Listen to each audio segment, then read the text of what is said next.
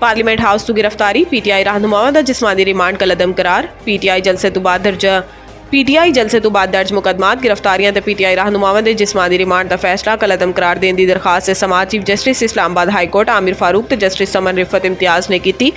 याद रहे कि इस्लामाबाद हाईकोर्ट ने गुज़िश्ता रोज़ गिरफ्तार पीटीआई रहनुमाओं के जिस्मानी रिमांड का फैसला मुअत्तल कर दिता सी। दौरान समाज जस्टिस आमिर फारूक ने रिमार्क्स दिते कि मैं देखा है कि जिस्मानी रिमांड के तमाम ऑर्डर एक जैसे ही ने। स्टेट नूं जवाब दवो कि ऐसा की हो गया सी कि 8-8 रोज़ जिस्मानी रिमांड दिता गया ऐ ऐसा रद्द अमल है जिसकी कोई मिसाल नहीं मिलती।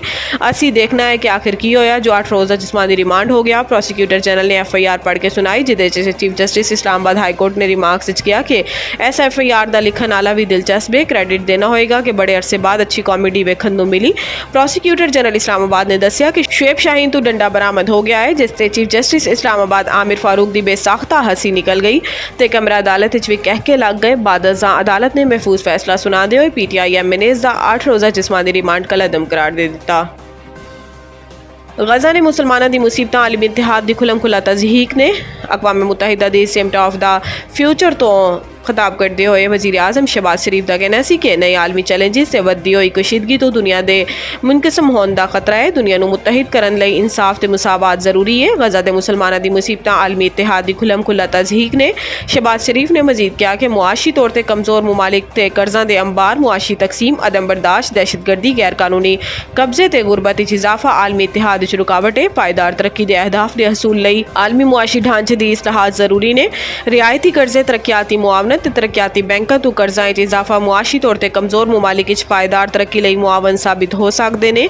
आलमी बरादरी नूं तरक्याती सरमायाकारी दे लई जदीद तरीकों के बारे सोचना होएगा।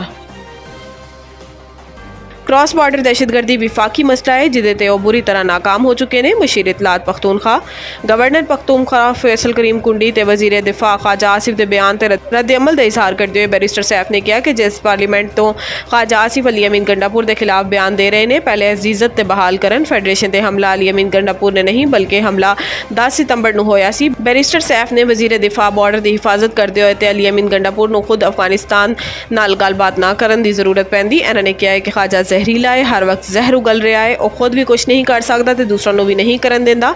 क्रॉस बॉर्डर दहशतगर्दी विफाकी मसला है जिदे चो बुरी तरह नाकाम है। मंकी पॉक्स का मरीज इस्लामाबाद एयरपोर्ट तो बगैर तशखीस किवें निकला तहकीकात शुरू।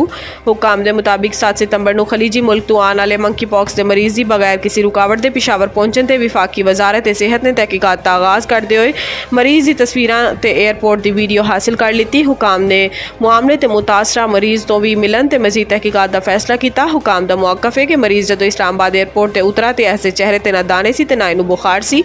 यह जानने की कोशिश कर रहे हैं कि आया बॉर्डर हेल्थ सर्विसेज के अमले ने कोई कोताही ते नहीं की। मरीज के नाल पाकिस्तान पहुंचने वाले ते दीगर अफराद की कॉन्टैक्ट ट्रेसिंग भी जारी है। मजीद बरा मंकी पॉक्स के हवाले तो आलमी इदारा सेहत का कहना है कि मंकी पॉक्स 101 ममालिक फैल चुका है तो इस साल 500 अफराद हलाक हो चुके हैं।